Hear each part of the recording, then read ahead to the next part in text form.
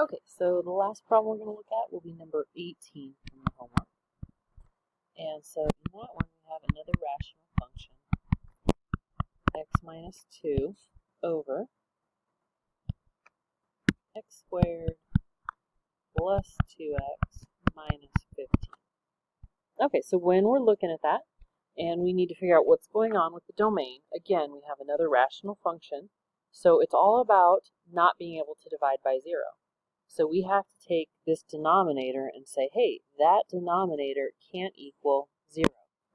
So I'm going to go ahead and take that x squared plus 2x minus 15 and say, that can't equal 0.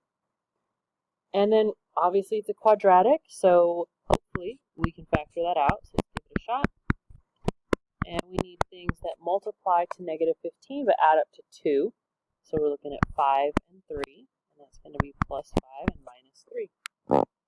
All right, so make sure you don't stop there. We need to talk about each of these not equaling 0. So the x value that makes x plus 5 not equal 0 is going to be negative 5. So we're not allowed to plug in negative 5 there.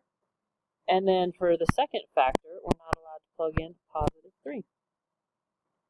And that's it. So those are our domain restrictions. X is going to be all real numbers except negative 5 and positive 3.